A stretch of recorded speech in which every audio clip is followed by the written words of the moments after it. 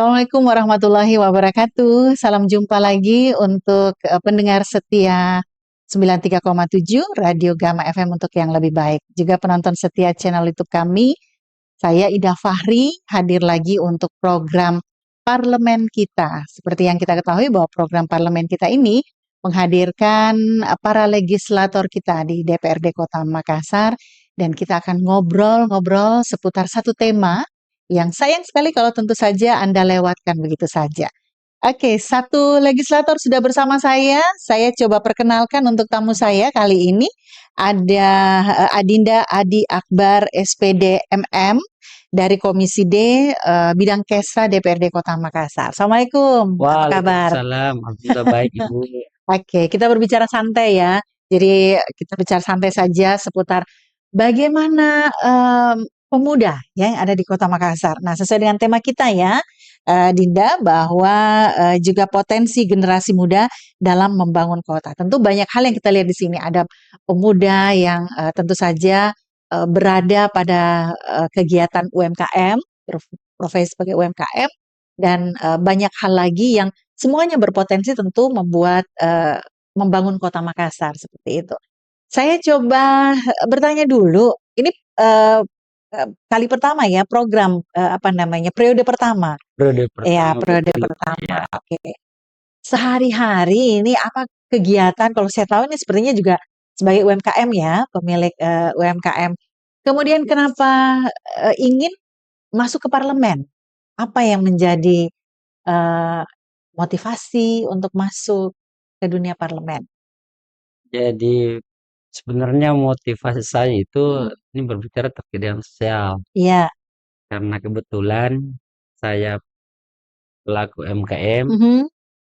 di mana sebagai bentuk rasa syukur Iya. karena Allah titipkan tadi usaha, Mhm. sehingga saya bikin yayasan Iya. bergerak di dunia sosial. Mhm. Karena itu nawaitu makanya banyak orang memberikan pertimbangan-pertimbangan saran. Mhm. Ada partai politik yang ajak bergabung karena melihat kegiatan sosial yang saya bikin. Oke. Nah, sehingga saya coba pertimbangkan betul juga ya kalau saya masuk di parlemen. Parlemen. Kenapa? Karena seolah terkait dengan kebaikan-kebaikan itu banyak yang bisa diperbuat untuk masyarakat. Oke.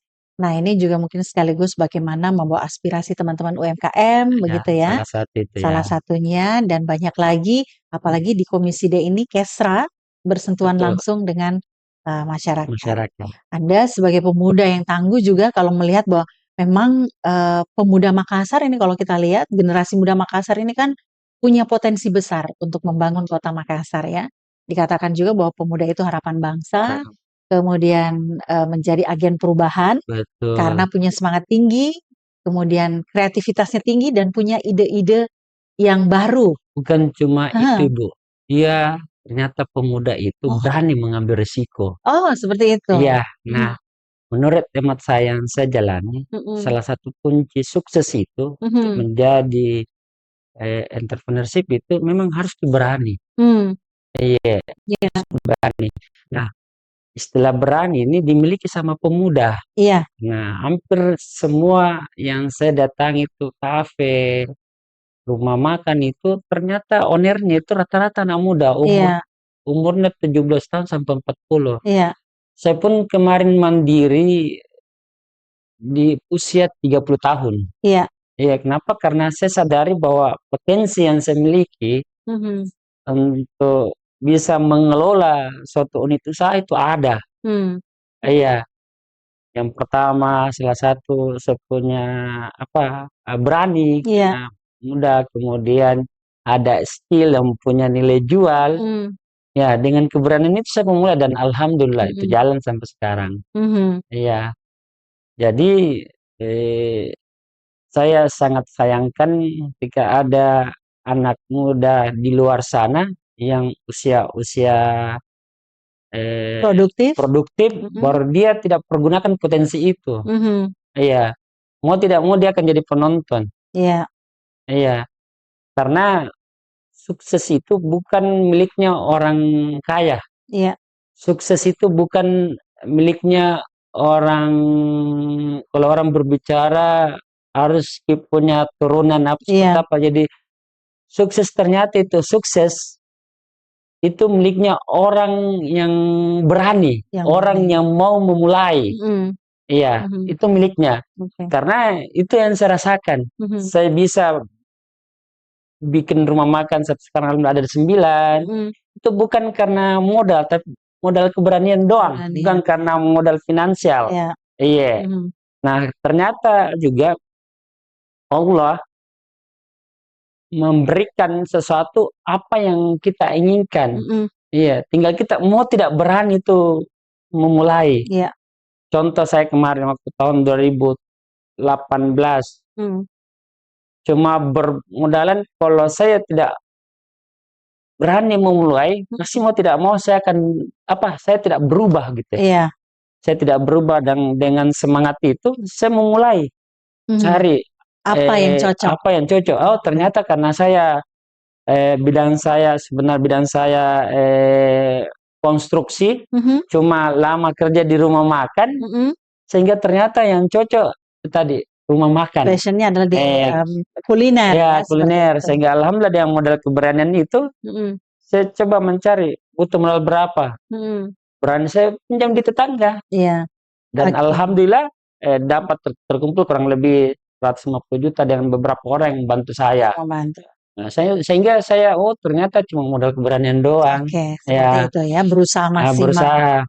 Makanya saya mau katakan pada anak muda yang sekarang, ya jangan takut memulai. Oke. Iya, jangan takut memulai karena kunci sukses itu ada di situ. Ada di situ. Karena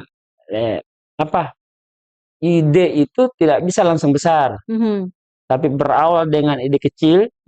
Itu ide kecil dikelola, makanya seolah itu jadi besar. Dan itu saya rasakan. Oke. Ya. Ini yang langsung disampaikan ya oleh Adinda, dan ini sebagai motivasi untuk para pemuda ya yang mungkin akan juga terjun misalnya ke usaha kuliner, dan bahkan bukan kuliner saja ya, tetapi usaha apapun itu butuh keberanian untuk kemudian memulainya, dan ini juga salah satu cara untuk bisa membangun kota ya dengan kontribusi dari para pemuda. Ya, besar sekali kontribusinya. Nah, hampir semua PAD Kota Makassar itu bersumber dari UMKM. Iya. Berapa besar itu pajak yang masuk? Iya. Mulai dari pajak restoran, pajak itu kafe, resto apa, dan ternyata luar biasa itu. Iya, luar biasa sumbangsi kita. Nah, ternyata pelakunya anak muda semua. Iya. Kalau saya bertanya begini ke Adi, apa kira-kira yang memotivasi anak-anak muda ini untuk berani membuka usaha di bidang UMKM? Apakah karena melihat peluang yang ada saat ini hanya memungkinkan untuk misalnya bidang kuliner, atau seperti apa? Jadi kalau menurut hemat pengalaman saya, jadi memang kita selaku harus mendorong kita punya keinginan. Jadi harus kita tepat di situ sebenarnya mau kita bikin apa. Setelah sudah jelas, maka arahkan kita punya diri, arahkan kita punya pikiran-pikiran untuk pelajari itu kegiatan. Ya, setelah kita pelajari, kita merasa kok saya mulai. Dan itu yang saya rasakan. Saya ada kurang lebih 7 tahun gitu melihat langsung ownernya mengelola dia punya usaha. Ya, dan mendapat pelajaran dari situ. Setelah melihat ternyata kita dapat prinsip. Kita dapat prinsip ternyata seperti ini. Nah, ketika ini anak muda itu pakai pola seperti itu, secara asimilasi, seolah dengan modal keberanian maka Allah pasti kasih jalan. Pasti kasih jalan. Ada kemauan ya, di mana ada kemauan pasti ada jalan. Iya. Oke, ini ketika reses ke konstituen Anda, Adi, selain tentu saja hal-hal yang diungkapkan, aspirasi berkaitan dengan infrastruktur mungkin ya, seperti drainase, jalan, masalah pendidikan, masalah kesehatan, adakah juga yang sempat menyampaikan bagaimana UMKM ini agar bisa kemudian berpotensi menghasilkan yang lebih besar lagi, sehingga kemudian lebih banyak lagi memberikan bantuan ataupun ke PAD Kota Makassar? Saya kemarin baru-baru selesai reses malam, saya lebih banyak berbicara pembentukan karakter. Karakter, oke. Karakter pemuda. Karena dengan karakter yang baik itu, maka dimanapun kita hadir, mau di tempat kerja, maupun di tengah masyarakat, pasti diterima. Ya, sehingga saya lebih konsen ke situ, Bu. Karena kebetulan juga saya di yayasan itu punya program kerja, untuk pembentukan karakter. Kenapa? Karena ternyata saya selaku juga pemilik, saya selalu bahasakan di karyawan bahwa saya tidak lihat dari sisi kepintarannya adik-adik, tapi saya lihat dari sisi karakternya. Karena dengan karakter yang baik, maka semua mudah diajari, mudah dibentuk. Iya, saya lebih condong ke situ. Itu pun juga saya sampaikan di saat reses. Jadi karena kebetulan saya juga sudah konsultasi dengan beberapa tokoh literasi, tokoh ini, dan dia siap berkolaborasi dengan saya punya yayasan untuk bagaimana membuat kegiatan terkait itu anak muda kita bekali dengan karakter yang baik, sehingga dimanapun dia mengadu nasib maka dia diterima. Ya, Oke, ini juga tentu saja lebih memperjelas lagi bahwa semua generasi muda ini kemudian dapat ataupun berpeluang bisa membangun kota, seperti itu. Iya, semua. Kenapa? Karena itu tadi, apalagi kita ini kan semua dimudahkan terkait dengan izin-izinnya, tidak ada yang dipersulit. Dan ternyata banyak jenis UMKM tidak mesti dengan modal besar. Ya, coba kita lihat di pinggir jalan, cuma bermodalan gerobak doang, dengan produk yang mungkin satu jenis sudah bisa dipasarkan. Apalagi ini kan luar biasa dengan perkembangan media, kita dengan melempar di media sosial orang sudah bisa tahu, dan mudah sekali. Sehingga saya mau bilang tidak ada alasan anak muda itu tidak bisa membangun kota. Iya, apalagi dengan program-program pemerintah dengan pelatihan-pelatihan yang diberikan.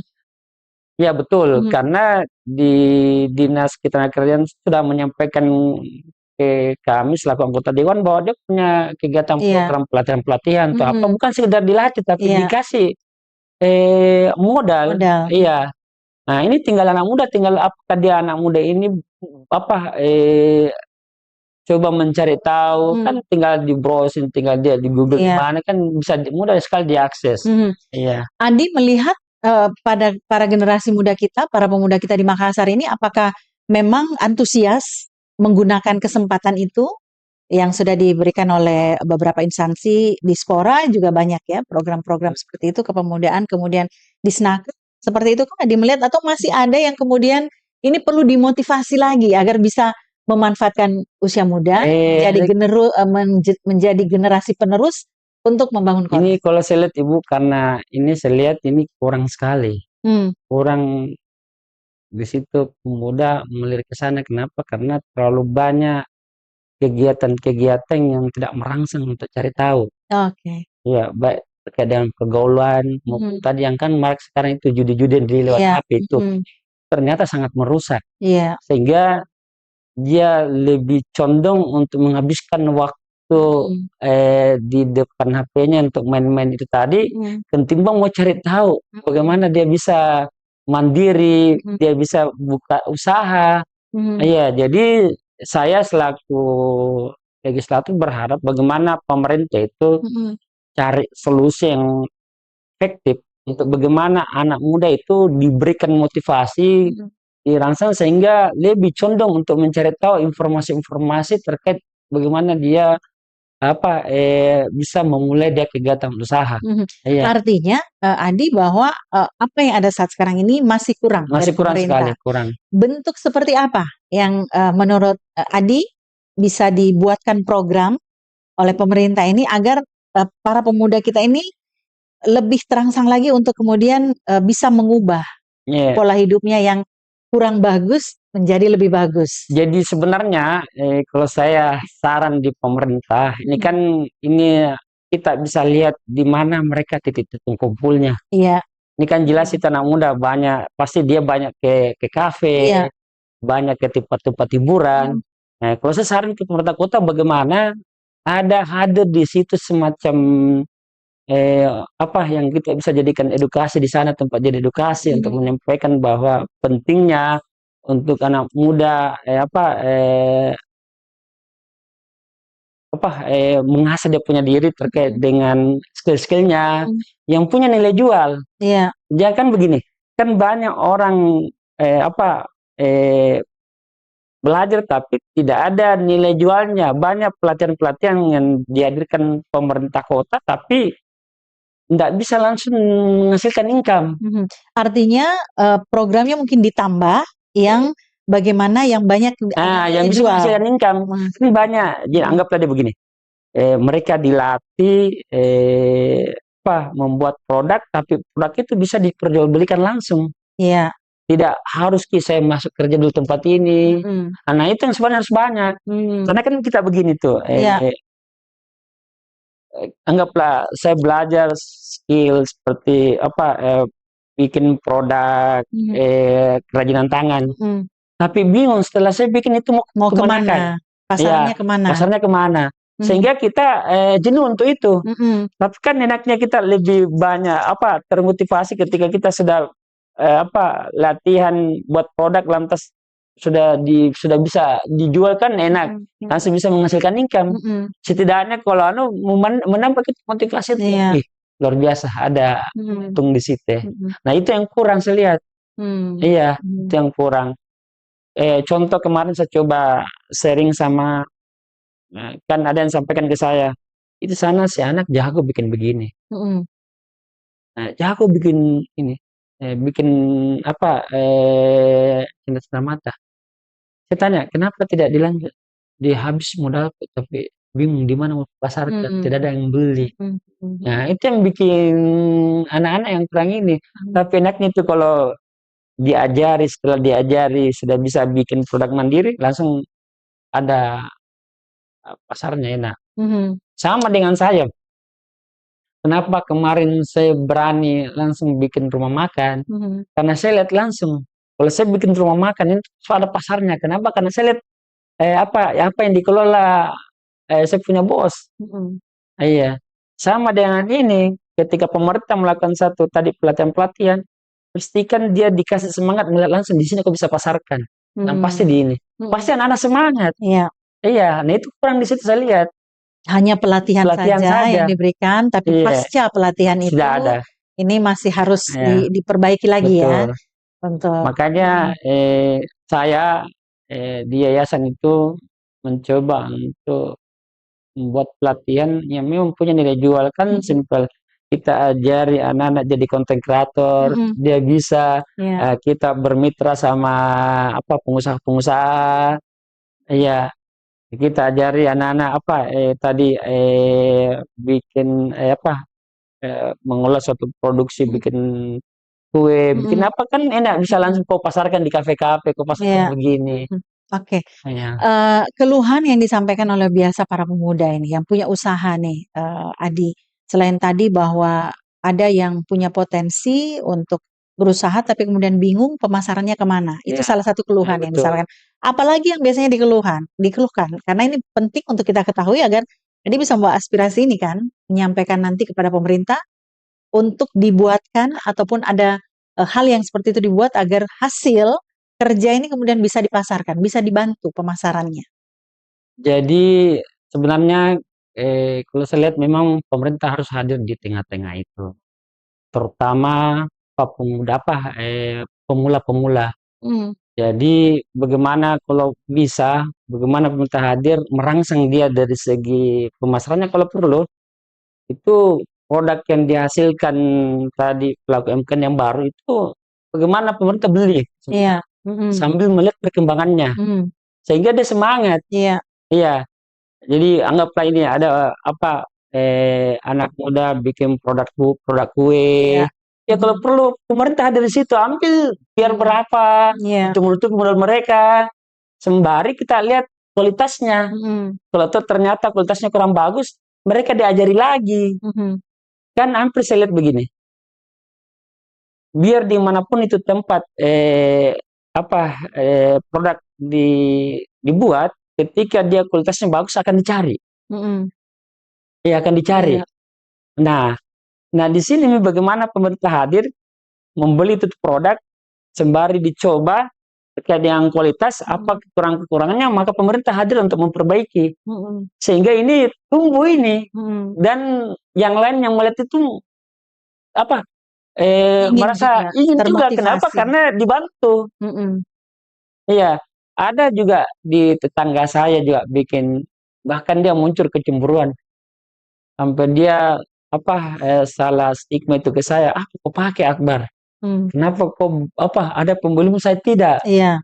Iya, ternyata dia tidak melirik dari segi kualitas. Iya, dia tidak melirik dari segi harga. Dia cuma bagaimana hitung-hitungan saya harus untung tanpa memikirkan tadi. Iya, sehingga saya sampaikan ke mereka. Iya. Tapi kan tidak semua orang itu berani.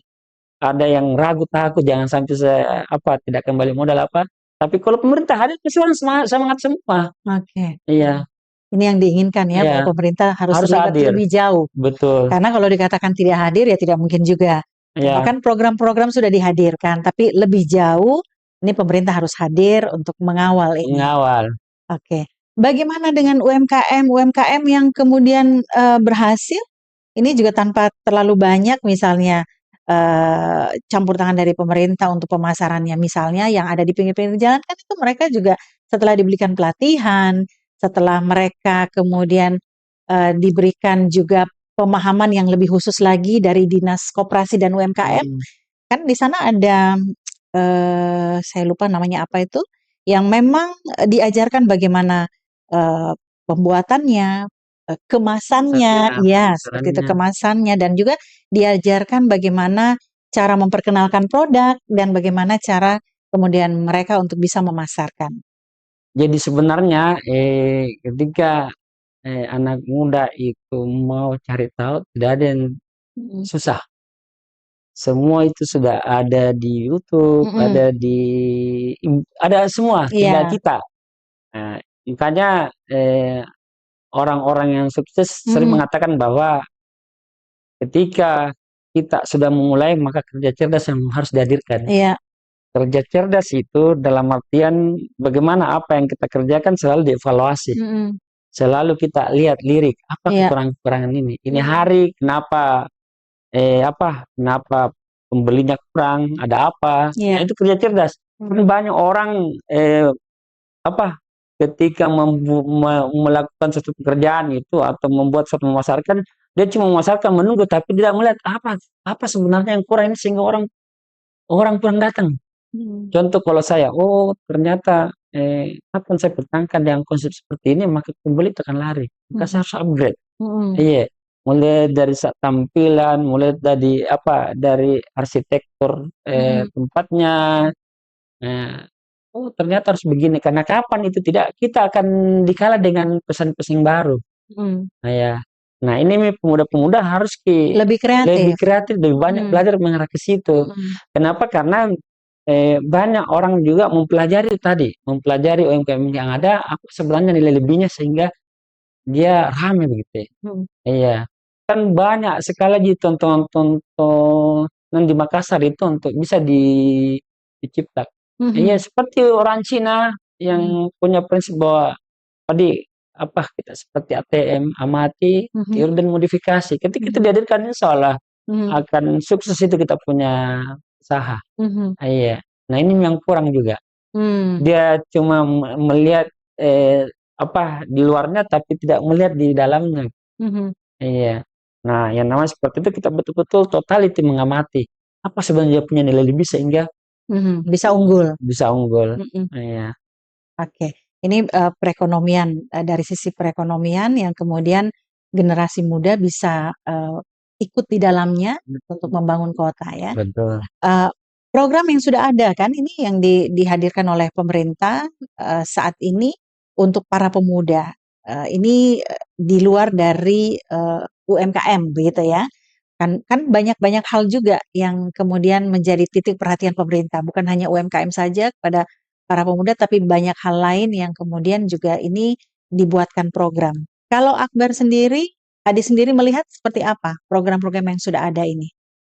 Jadi kalau saya lihat program yang sudah ada kan terkait dengan eh, pelatihan sama di bidang olahraga itu Iya. ada juga saya lihat. Kemudian di pelatihan terkait dengan apa seni budaya Iya. saya lihat ada. Nah, cuma memang terkait dengan informasi ke Masyarakat masyarakat itu yang masih minim, kurang. masih Oh, kurang oke. sekali. Iya, artinya kalau saya mari kita perdayakan itu perangkat-perangkat entah setempat terutama RT RW itu karena RT RW itu yang tahu tahu persis wilayahnya.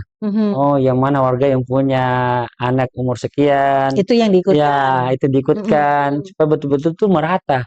Iya, jangan satu dua orang yang diberikan informasi bahwa ada seperti ini kan tidak semua yang diberikan informasi itu mau menyampaikan Iya, ke warganya begitu. iya. Tapi kalau RT RW kan dia pasti juga mau apa mengharapkan Warganya lebih warganya lebih lebih ini, bagus ya. ya kan dia dapat juga pujian-pujian seperti apa gitu ya. Oh ya, artinya bahwa untuk konsep selama ini mungkin harus lebih diperbaiki lagi bahwa ketika meminta peserta Ya, pelatihan untuk ikut itu harus koordinasi kita dengan ke RT RW, RT biar RW. dia paham. Iya, Oke. kan banyak juga diberikan itu masa bodoh, ambil-ambil pusing, disuruh lagi. Tapi kalau RT RW kan dia senang itu kalau dikasih informasi seperti bilang saya Mhm, butuh hmm, peserta seperti ini. iya, Iya, ya, oke. Ini juga kan memang patut juga menjadi pertimbangan seperti itu, Dinda, karena ini jangan sampai juga misalnya satu orang yang mendapatkan informasi tidak menyebarkan ke orang lain, hanya mengajak teman, ya, saudara mungkin yang tidak punya minat minat, nggak sebenarnya ada di passion di pelatihan situ itu, ya, passionnya tidak ada di nggak ada, situ. Artinya hambar jadinya. hasilnya, ya, artinya hasilnya pun akan sia-sia nanti Sia-sia. seperti itu. Artinya masih melihat seperti itu ya saat ini bahwa para peserta ini masih banyak yang sebenarnya tidak tidak Ya, punya potensi di situ, tidak punya passion di situ. ini banyak cuma karena sekedar Memenuhi memenuhi target saja. target. Oke. Karena saya rasakan karena kebetulan saya orang dari bawah yang hidup di tengah-tengah masyarakat yang Mhm, menengah ke bawah, mhm. saya kemarin tuh jarang Mereka dapat tahu, info-info teman-teman begitu. tahu. Iya, Oh, bahwa oke. ternyata di sana ada pelatihan begitu, di Hmm, sana ada mhm, pelatihan begitu. mhm, Iya, mhm. ya saya rasakan. Cuma terus terang itu saya kayak apa di daerah saya itu dianggap saya berhasil sekali. Kenapa? Karena saya cuma saja yang beda di sana. Mhm, Yang dari orang tidak ada, bisa mandiri. mhm, Iya, makanya luar biasa kemarin antusiasnya masyarakat untuk dukung saya masuk di parlemen. mhm, mhm, mhm. Iya, Nah, ini menjadi masukan untuk instansi terkait ya, iya, bahwa memang edukasi sosialisasi ini sebenarnya tidak harus melalui media sosial saja, karena masih ada orang yang masih belum bisa banyak. menjangkau Iya, itu, masih bisa mungkin secara langsung turun ke kelurahan, RT RW atau menyampaikan ke pihak kelurahan dan nanti disebarkan ke enak anak-anak kalau muda. diperdayakan itu masjid, Ibu. Oh, oke. Untuk penyebaran informasi, kenapa? Karena langsung bisa diumumkan 5 kali Hmm, sehari. Kalau ini ada masukan juga sifatnya ya. bisa kalau dilibatkan itu masjid untuk penyebaran informasi. Mhm. Iya, karena jangkauan suaranya itu luar biasa kalau itu dilibatkan. Mhm. Di setiap pada kegiatan-kegiatan pelatihan itu diinfokan saja dan pengurus masjid itu pasti siap. Iya. Iya, Mhm, mhm. jadi dia juga merasa jadi wadah untuk itu. Iya. Ya. Mhm. Jadi satu lagi masukan bahwa memang bisa masjid itu menjadi tempat ya untuk Iya, menyampaikan memberikan informasi informasi. ke masyarakat. Nah, sebagai agen perubahan para generasi muda ini kan diharapkan seperti itu ya, Ya, karena memang masih semangat, kemudian punya ide-ide baru, kemudian juga punya daya kreativitas yang tinggi. Kalau ide-ide yang kemudian mungkin Adinda pernah dengarkan dari masyarakat atau dari konstituen lah, para pemuda ini yang menyampaikan, "Pak Dewan mungkin akan bagus seperti ini, mungkin akan, kalau mengadakan, program seperti ini jauh lebih bagus." Adakah ide-ide yang disampaikan oleh, tentu anak-anak muda sendiri yang ada di Makassar atau di, daerah pemilihan, Adinda ini yang juga tentu nanti kalau kemudian diberdayakan ini bisa membantu Jadi pembangunan kota. sebenarnya itu sarang-sarang dari anak muda itu memang banyak pelatihan-pelatihan. Dan itu yang bisa betul-betul yang jelas masa depannya. Iya. Iya. Jadi pemuda rata-rata menyampaikan bisa tidak kita dibuatkan wadah untuk dilatih bidang ini, dilatih bidang ini. Iya. Iya. Sehingga itu tadi Bidang saya apa yang biasanya disampaikan? dia lebih banyak ke konten kreator. Karena itu tadi di TikTok dia selalu Iya. TikTok, dia di di media sosial lihat, oh ternyata enak. Kalau kita jadi pelaku di situ. Iya. Iya. Lebih kurang itu berbicara di entrepreneurship. Lebih kurang. Kenapa? Karena itu tadi mungkin kurang kurang rangsangan ke situ. Iya. Padahal kalau tidak salah berkaitan dengan konten kreator itu ada juga sebenarnya pelatihan yang pernah dibuat, hanya mungkin tidak sampai ya informasinya, edukasi Betul, tidak iya. sampai secara luas Betul. ke masyarakat. Oke, kalau kita melihat juga bagaimana kemudian sebagai agen perubahan, kan bukan hanya tambah lagi ke seni dan budaya misalnya, tetapi juga bagaimana para pemuda ini menjaga lingkungan, bisa Betul. dikatakan seperti itu. Bagaimana kemudian para pemuda sudah bisa melihat bahwa menyampaikan ke masyarakat lain juga bahwa penggunaan sampah plastik kan ini juga sudah mulai bisa dikatakan bahwa sudah tidak boleh lagi ya menggunakan kantong-kantong plastik, barang-barang plastik ini sudah tidak boleh lagi digunakan. Kalau bersendiri melihat, apakah juga para pemuda di Makassar itu ada yang ke sana untuk kemudian berperan serta menyampaikan informasi edukasi-edukasi seperti itu? Kalau saya lihat itu kurang. Kurang. Iya. Iya, padahal itu kan sudah dicontohkan itu di Alfamart ketika kita belanja, disiapkan itu kalau kita mau bayar itu pun yang bisa digunakan lagi. Nah, itu kan tercermin bahwa kita sudah dilarang itu. Kenapa? Karena persoalan tadi nanti urainya itu yang lama baru bisa terurai. Iya. Dan memang saya mau katakan di sini bahwa kita memang harus banyak-banyak edukasi. Edukasi ya. Itu poinnya. Berarti masih kurang edukasi Iya. yang karena memang itu yang diinginkan ya oleh anak-anak muda, penyebar luasan informasi. Yang kedua berkaitan dengan program pelatihan ketenaga kerjaan seperti itu. Efisiensi anggaran ini kan saat ini terjadi program tersebut. Nah, menurut Akbar apakah ini nanti akan mengurangi nih item-item pelatihan-pelatihan yang akan diberikan kepada para pemuda, atau tetap saja optimis bahwa tetap akan berjalan? Saya berharap dengan adanya pemerintah saat itu yang betul-betul efisiensi ini mungkin lebih selektif di situ. Iya, lebih yang mana yang harus diefisienkan? Kenapa? Karena ketika itu tidak tepat, pasti yang ujungnya banyak yang rasakan dampaknya. Ini kan sudah terasa ini, anggaplah kami, saya lihat ini terjadi perbedaan di rumah makan rata-rata sekarang itu pengusaha ngeluh kurang pengunjung karena mungkin tadi susah ini susah banget ini sudah terdampak ya terlihat kelihatan sekali kalau saya lihat tahun kemarin dan sekarang itu pengunjung yang di rumah makan saya itu terjadi kurang lebih 40%. Iya. Dan itu terasa sekali. Terasa dengan adanya efisiensi anggaran saat ini. Karena orang sekarang banyak berhemat, apalagi. Baik, tapi meskipun demikian, karena ini adalah program nasional ya, tentu kita harus dukung, semua harus mendukung, baik teman-teman di legislatif maupun masyarakat ya. Dalam hal tadi ini berharap bagaimana betul-betul selektif lihat yang mana yang perlu diefisiensikan, yang mana yang tetap itu harus. Kenapa? Untuk itu tadi, terutama di pelatihan-pelatihan itu tadi. Kita mau rangsang bagaimana generasi kita terutama anak muda itu berani. Ya, kenapa berani? Karena ada bekal-bekal sudah dibekali skill-skill yang punya nilai jual gitu. Oke, ini yang menjadi hal terakhir ya yang disampaikan Akbar untuk parlemen kita hari ini.